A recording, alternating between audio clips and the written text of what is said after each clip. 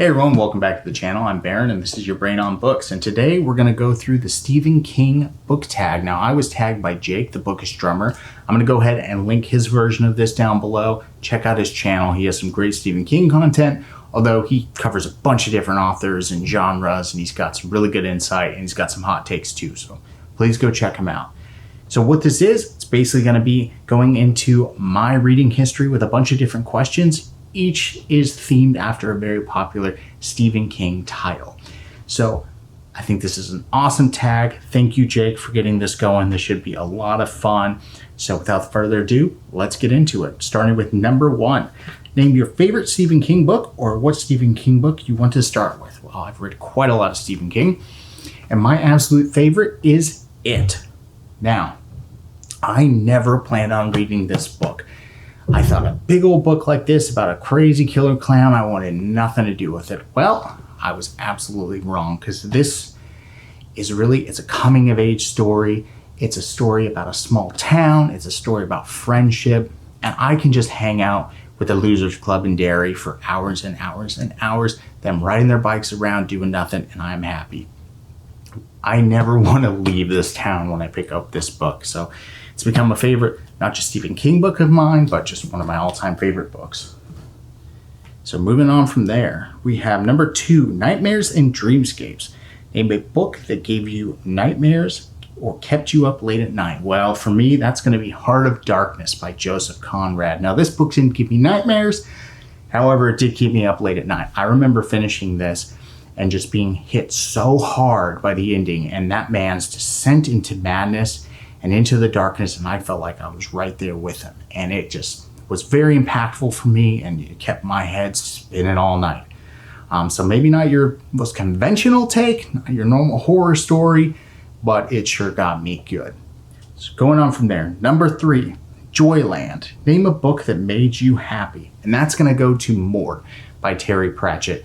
This is the first Discworld novel that I've actually read. This is a recent read for me, and it was phenomenal. I was cracking up the entire time. I have nothing but good things to say about it. I'm very eager to get going with more Discworld, or with the Death series. But yeah, this book definitely made me happy. It was a pleasant surprise and very eager to continue. So moving on from there, number 4, Misery. Name a book that made you sad. Well, that's going to go to The Perks of Being a Wallflower by Stephen Chbosky. Now, this is kind of a teen angsty book. I don't know how much I would like it now, no longer being a teenager, more of a 30-ager. But this kind of came out at the perfect time for me, and I read this at the perfect time. This came out when I was in high school, and I remember the ending of this just completely wrecking me. I was devastated by it. It's a short book. If you haven't read it before, I recommend it. They did also make a movie about it. It's an okay movie. It's not incredible, but still, you know, if you're interested, you could probably just watch that instead. All right, going on from there. Ooh, Cujo. Name your favorite animal companion. Well, that's going to go to none other than Storm from the Faithful and the Fallen series by John Gwynne. I absolutely love the series. This thing is incredible. There's a lot of good things I like about it, but Storm is a huge component of that. And for those who have read the series, out of the 4 books, I picked Ruin, and you know why. All right, going on from there, Dr. Sleep. Name a book that bored you to death or made you fall asleep, and that's going to be The Red Book by Carl Jung. Now, I like Jung. I like reading nonfiction works like this in a psychiatry. However, this one just bored me to death. So much of its contents, also, although there was some good information, was a lot of references to other materials that I haven't read, and really like outdated pieces of scientific literature that I was just kind of just lost. You know, maybe it's just I'm not well read enough to really appreciate this. But the way things stand right now, this bored me to death. Okay. Going on from there, Eyes of the Dragon. Name your favorite book series with dragons in it. Well, that's an easy one. And that's going to be A Song of Ice and Fire. Now, there's not dragons throughout the entire series. You know, the first book doesn't really have it until the end. And there's a lot of good options, I guess, in books with dragons. But is it really a better series that has dragons in it? I don't know. If you got one, please let me know below, because I couldn't think of anything that even came close. All right. So from there, we have 4 Past Midnight. Name a book you stayed up way too late trying to finish. And that's going to be Where the Crawdads Sing by Delia Owens. This is the type of book I normally would pick up. This is, kind of your newsstand bestseller contemporary fiction novel. But I was actually doing a buddy read with some family members of mine. And I thought, it's a kind of a hit. I'm sure it'll be an okay book, whatever. First day I read a big chunk, and the second day I couldn't put it down. I stayed up late and finished the whole darn thing. I absolutely love this book. It's one of the best books I read in 2021. Complete surprise. Didn't expect that at all. Okay, going on from there, we have End of Watch. Name your favorite last book in the series. And we're going to stay with Stephen King on this one.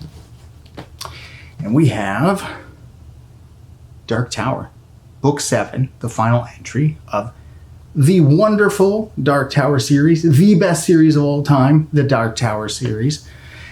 And it's a big book. I love the ending. I get why people don't like it. Some people don't. But then I also kind of don't get why they don't like it, because it's genius. Okay? Let's just move on. All right. The Outsider. Name your most unpopular opinion that makes you feel like an outsider. And that's going to be with Red Rising. Now, I could speak about Red Rising ad nauseum, but to keep it brief and to speak plainly, I didn't like it. I didn't even like it a little bit. I think that it is actually kind of terrible. So yeah, and that's pretty controversial in the SFF community. It's a very well-loved series. So usually I can't even mention it most time without getting attacked. So I'm sure there's people attacking me right now in the comments. So please be nice. All right. Let's see. Rage. Name a book that you rage quit DNF'd. Ooh, that's going to be Until the End of Time by Brian Greene. Now, I like armchair physicist books, and Brian Greene, he's kind of a celebrity in the physics community, and this was his new book coming out, and I picked it up like the first week, and it was terrible. Absolutely terrible. It was a 500-page book just speaking about entropy and layman's terms, and I got like maybe 3/4 of the way through thinking like, no, this has to get better. This has to talk about other things. And it was just more of the same, and I just wanted to throw it across the room. I've never donated a book faster than I have with Until the End of Time. Okay, moving on from there. Different seasons. Name your favorite seasonal book. Well, this was actually a kind of a tough one. I couldn't think of a lot of seasonal ones, and I go, duh. The Fifth Season by N.K. Jemisin. I don't know if this is cheating or not, but this is what I'm going with, and I love this book. I've been pretty vocal about how much I love this book, so I had to throw it on the list somewhere. All right, so we have Finders Keepers. Name your most prized, rare, expensive book you own. Well, I have a few of those, but it's probably going to go to Magica by Clive Barker. So there's different versions of this out there. What makes this one special, other than the fact that I just love it and I love the artwork, is it's difficult to find a hardcover. It's more difficult to find a UK hardcover. It's even more difficult to find a first printing UK hardcover. And it's even more so to find a signed one. And then finding a signed one that also has an illustration from the author, well, that's pretty much impossible, but I got one. Okay, going on from there. Later. Name a book you keep putting off and telling yourself you'll get to later. Boom! Rhythm of War, Brandon Sanderson. I was finishing Oathbringer when this came out, and I just was not ready to jump into another big Sanderson tome. And I was just kind of said, I'll read this book and then I'll do Rhythm of War. I'll do this book and then Rhythm of War. Well, I've been doing that for about a year now, and I don't think I'm going to get to it. More than likely, I'm just going to wait till book 5 comes out. And before then, I'll reread the whole series and I'll throw in Rhythm of War then. I think if it had was a little more well received, I'd be more motivated to get to it, but it has kind of such a mixed kind of mixed reactions from a lot of the fan base that I'm kind of hesitant spending the time.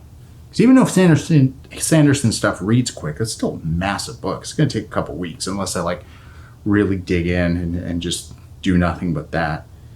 Okay. Desperation. Name a new release that you're desperate to get your hands on. Well, this isn't one that's really out yet, but that's going to be Go on the Cape by Josh Malerman. That comes out in December. Trade editions probably aren't coming out until next year. However, you can get a numbered signed copy. Earthling Publications is doing 1,000. SST is doing 1,000. And I actually put in an order.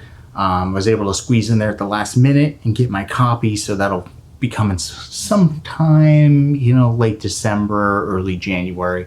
Very excited about that book. So anyway, that's the list. Only thing left to do is to tag some fellow constant readers. Well, I got 2. So the first, I'm going to go with Chaz, or the book is Chaz. Now, he has been kind of just a huge supporter of me getting this channel off the ground. He's been watching everything, giving me feedback, just being such a cool, nice guy. I know he likes Stephen King, so I'm going to go ahead and tag him in here. And I'll link his stuff down below. If you haven't checked out his channel, please do so. Chaz, you're tagged.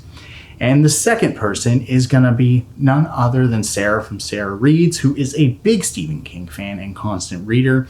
I'd say she's a pretty big name in the booktube world now. If you're not familiar with her, please check out her channel. Another incredibly kind person. Tons of good insight on everything she reads. So once again, I'll link her down below. Sarah, you're tagged. So if you made it to the end, everyone, thanks for watching this with me. I had a lot of fun putting this together and kind of going through this list. And lastly, I want to thank Jake for doing this. Great tag, man. See ya.